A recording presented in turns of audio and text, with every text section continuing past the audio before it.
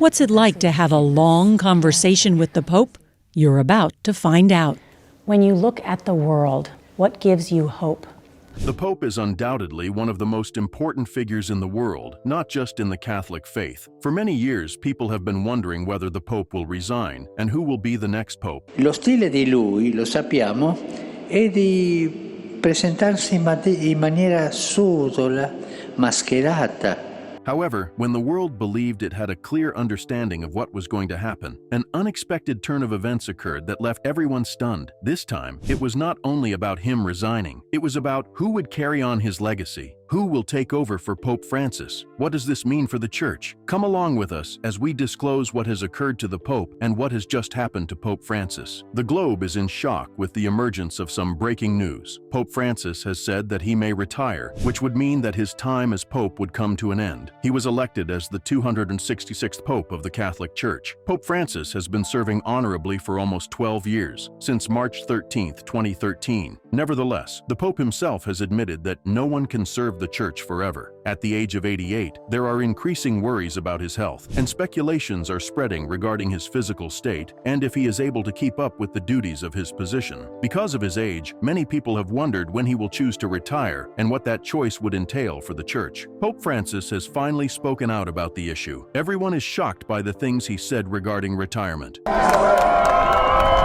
This is the first in-depth interview with Pope Francis since he was elected in March. Pope Francis has stated that there are certain circumstances that could lead him to think about resigning from his position. He has been open about the difficulties he encounters as Pope, even if he has denied that he will be quitting in the near future. His health has been a constant concern during his time as the leader of the Catholic Church, and it is one of the factors that could drive him to quit. One of the primary reasons that Pope Francis may consider resignation is due to health issues. His physical state has been brought up in conversation on numerous occasions, particularly when he has exhibited signs of distress or required medical assistance. In 2021, many started to worry about his health, and rumors of him resigning began to circulate. While he was eager to deny these allegations, it became apparent that many people were worried about how long he would be able to keep up with the demands of his job. Pope Francis canceled 2 significant travels to the Democratic Republic of the Congo and South Sudan in June 2022. Due to his condition, his physicians recommended that he not go. This was one of the few occasions when the Pope had to put his own health above his responsibilities. It demonstrated how his physical condition could affect his responsibilities, leading to speculation about whether he might ultimately choose to resign. In March 2023, Pope Francis was hospitalized with a lung infection, which was another dangerous event. That's right. It all began when the 86-year-old Pope began having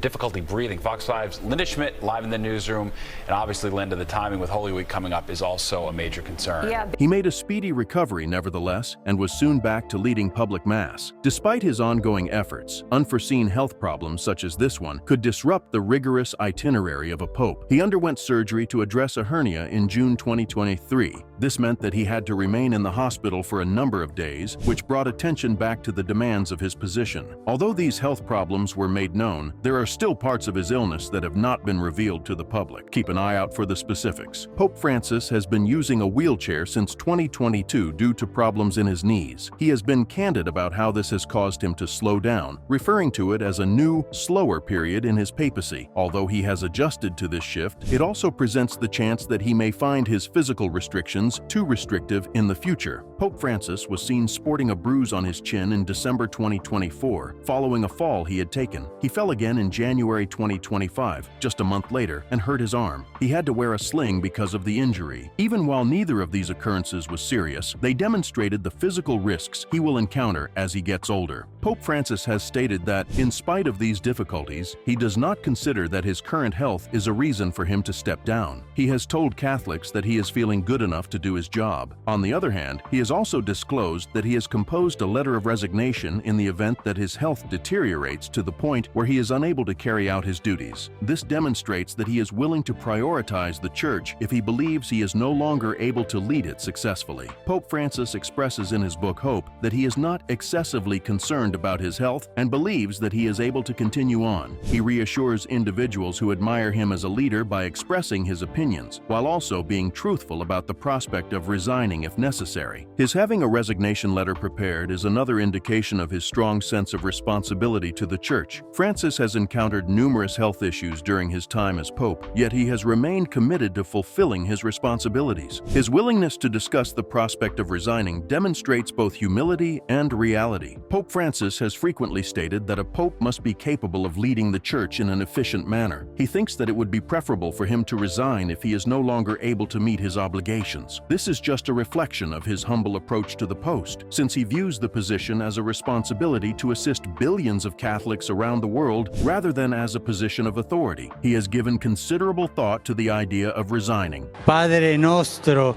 Was to pray the Lord's Prayer, the Hail Mary, the Gloria. tuo nome, venga il tuo regno, ma liberaci dal male.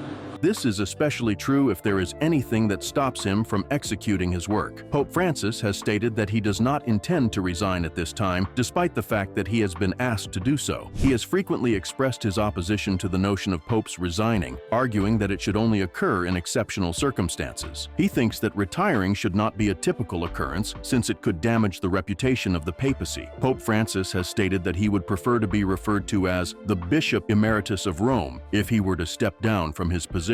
This term emphasizes that he is a pastor rather than someone in a position of authority. Another factor could be the assumption that a pope needs to have complete control over his mental capabilities. However, health is not the only reason that people believe Pope Francis may step down. There is an even more surprising explanation. Let's examine this more closely. Internal church conflicts and criticism. Pope Francis has experienced criticism from within the church, which may eventually lead him to consider leaving. In 2018, Archbishop Carlo Maria Vigano accused him of hiding allegations of Ieratos abuse against Cardinal Theodore McCarrick. Vigano even went so far as to demand that the Pope resign, saying that he did not take strong enough action against abusers. But when this woman unexpectedly grabbed the Pope's hand in St. Peter's Square New Year's Eve, The event brought to light the fundamental divisions within the Church and the difficulty of resolving such challenges while striving to maintain unity, even though Pope Francis chose not to reply to these claims. The situation surrounding Vigano became even more convoluted when he was put on trial by the Vatican for causing division within the Church. Internal conflicts have the potential to escalate and provide further issues for the Pope. Dealing with public arguments like these, especially when they involve high-ranking clerics, just adds more strain to the situation.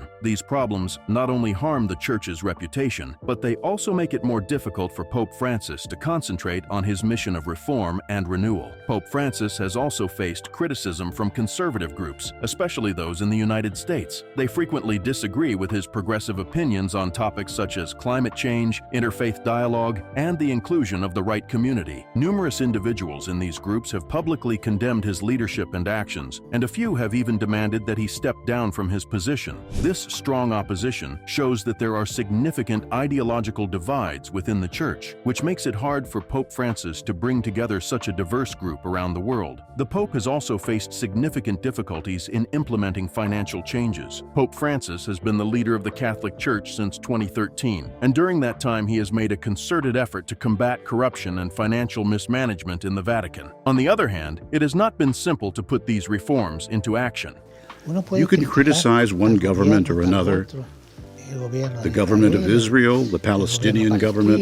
You can criticize all you want. Some church leaders have opposed change, while others have said that the Pope's attempts are not open enough. This opposition has made it more difficult for him to reach his objectives and has increased the demands of his position. Conservative parties are calling for Pope Francis to step down, which adds to the difficulties he is now dealing with. These requests are frequently founded on differences with his leadership style and policies. Pope Francis has long stressed the importance of unity, but the ongoing criticism from certain groups has caused a lot of tension. Any leader can find this kind of opposition tiring, and it may cause him to think about stepping down and allowing someone else to take charge. Pope Francis has made a lot of attempts to deal with the differences that exist within the Church, even though there are numerous challenges. He has frequently discussed the significance of dialogue and reconciliation, urging people of the Church to unite with one another in spite of their disagreements. He thinks that unity does not mean that everyone needs to agree on everything, but that the Church should work together as a single entity to fulfill its goal. On the other hand, the persistent debates within the church may make it challenging to accomplish the goal. However, there is more to it than that. Pope Francis has also taken decisive measures against anyone who has committed abuse or misbehavior. He has taken away bishops and cardinals who have been accused of doing something wrong and has put rules in place to protect persons in the church who are vulnerable. Although many people have praised these efforts, there are some groups within the church that are unhappy with them because they believe they are too severe or politically motivated. His leadership job is made more complicated by the need to find a balance between taking immediate action and coping with blowback. In an attempt to make the church's internal operations more transparent, Francis has explicitly admitted this. Although many people admired his honesty, others believed that it damaged the church's reputation.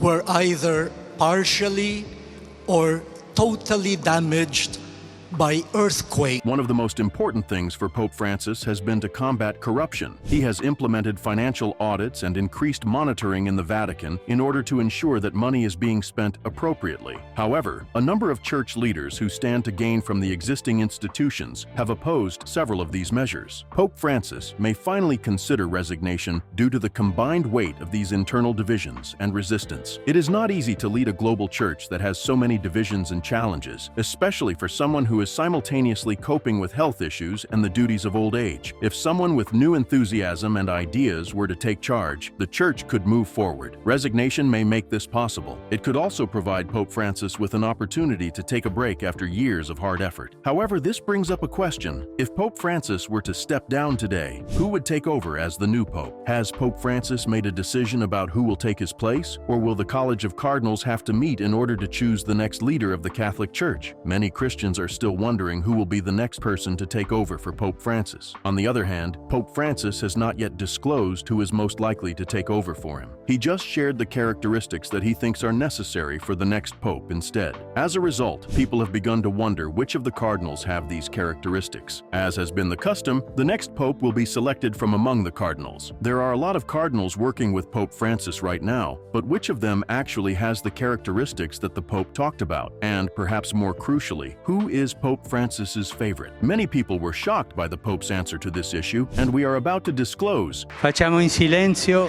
Before giving his blessing, he asked for theirs, for ours, and bowed.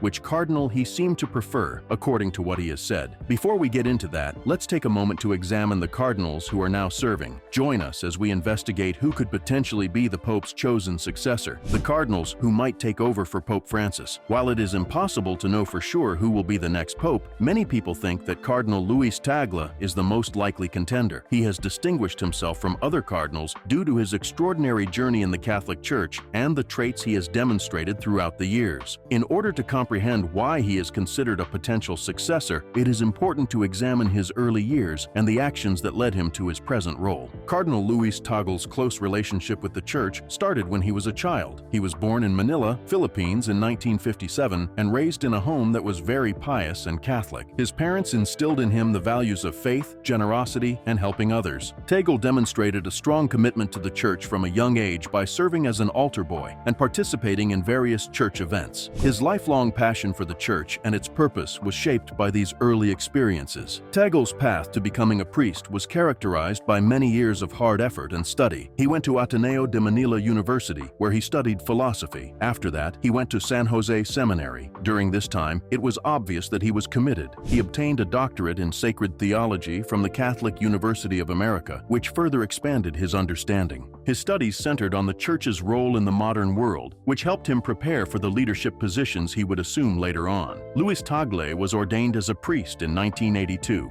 Most Holy Father,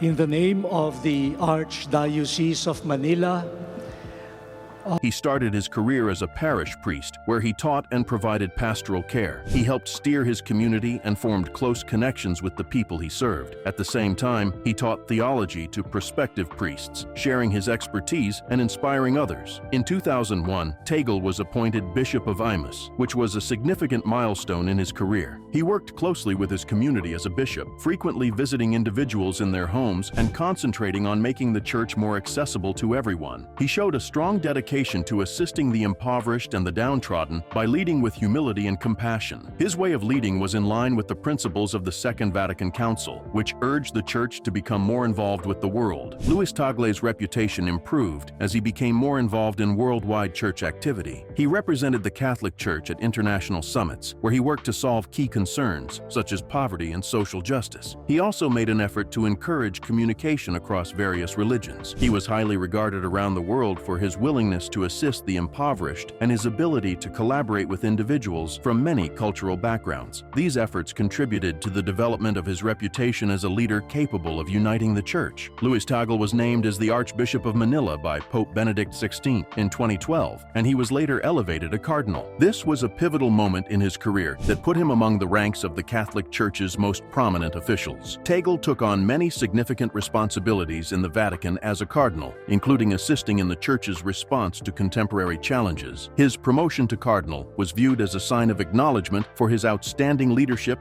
and dedication to the Church's mission. Tagle has gained a lot of respect from the clergy throughout the years. People frequently characterize him as someone who is humble, easy to talk to, and very caring. He is a darling among Catholics all over the world because he can explain church doctrines in a way that everyone can grasp. He is also recognized for his dedication to assisting the impoverished and his attempts to make the Church more welcoming. But will Louis Tagle be the next pope? Let's discover the answer. Louis Tagle is frequently mentioned as a potential candidate for the future pope due to his excellent career and the fact that he possesses the attributes that the modern Catholic Church requires. He has demonstrated outstanding leadership in the Church, which has prepared him to take on the position of pope. Tagle has held important roles, including the role of Archbishop of Manila, where he was in charge of a huge Catholic community in Asia. Pope Francis appointed him to lead the Congregation for the Evangelization of Peoples, one of the most important offices in the Vatican, in 2019. These roles are just evidence that he is capable of managing huge groups and fulfilling the tasks of the Church. Tagle is regarded not only for his leadership expertise, but also for his extensive knowledge of theology. He has a doctorate in sacred theology from the Catholic University of America. Tagle is a known authority on theological and ethical issues due to his extensive understanding of Catholic doctrine.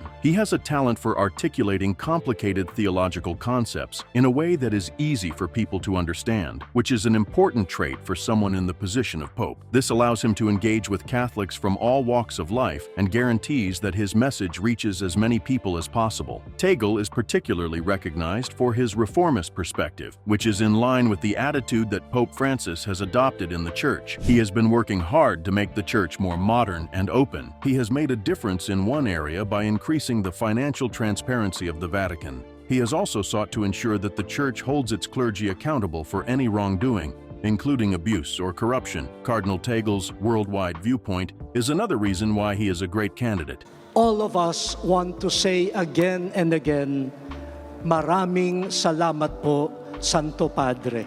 He has a one-of-a-kind awareness of the Church's requirements in both industrialized and underdeveloped countries. His job involves interacting with Catholics in areas such as Asia, Africa, and Latin America, which are becoming more and more significant to the Church. He has also made an effort to form connections with individuals from many cultures and beliefs, demonstrating his dedication to peace and togetherness. This experience makes him a good candidate to run a worldwide institution that aims to meet the needs of people from all around the world. Tagle's extensive connections inside the College of Cardinals could be a factor in his chances of becoming pope. His Cardinals teammates have a great deal of respect for him because of his intelligence. Additionally, Tagle's personality could improve his prospects. He is noted for his kindness and ability to interact with everyday people, just like Pope Francis and Pope John Paul II. He is frequently observed interacting with individuals from a variety of backgrounds, providing comfort and listening to their stories. Because of his friendly personality, Catholics all around the world love him. This type of connection with the faithful is vital for any pope, and it is something that Tagle has in common with prior popular popes. Cardinal Tagle's capability to tackle the problems that the Church is currently facing makes him a solid contender for the position of pope. The Church is currently dealing with a number of difficulties. When you consider all of these characteristics together, it becomes clear that Cardinal Louis Tagle is one of the best contenders to take over for Pope Francis. Tagle is not only the most qualified qualified cardinal, but many people also think that he is Pope Francis's favorite. However, how accurate is the assumption that Tagle has already captured the affection of the current pope? Continue watching to learn more. Is Louis Tagle endorsed by Pope Francis? There are a number of important reasons why many people think that Pope Francis will select Cardinal Louis Tagle to be his successor. One of the primary reasons is the numerous appointments that Pope Francis has given to Cardinal Tagle, which demonstrate the Pope's trust and confidence in him. Pope Francis has continuously entrusted Tagle with significant tasks throughout the years, which is a strong indication of his confidence in Tagle's ability. For instance, in 2019, Pope Francis elevated Tagle to the position of Prefect of the Congregation for the Evangelization of Peoples, which is a very powerful position in the Church. But not anti-a people. Neither anti-Palestinian nor anti-Semitic, no. I know you call for peace. This position demonstrates that the Pope has faith in Tagle to oversee one of the Church's most important departments. Many people think that Pope Francis is preparing Tagle for even more important roles in the future because of the pattern of appointments that has been made. The public praise that Pope Francis has given Cardinal Tagle is another reason why people assume that he would support him. In his lectures and writings, Pope Francis has frequently praised Tagle. Tagle has been described by the Pope as a guy who is humble, intellectual, and highly spiritual. Pope Francis has spoken highly of Tagle's work and his ability to connect with people in many of his public comments. This is why Tagle is a recognized figure in the Church. This public acknowledgement indicates that the Pope considers Tagle to be not just a reliable ally, but also someone who has similar beliefs and methods when it comes to governing the Church. The fact that they are working together on reforms further indicates that Pope Francis would consider Tagle as a possible successor. Pope Francis has concentrated on making changes in a number of areas, including increasing financial transparency,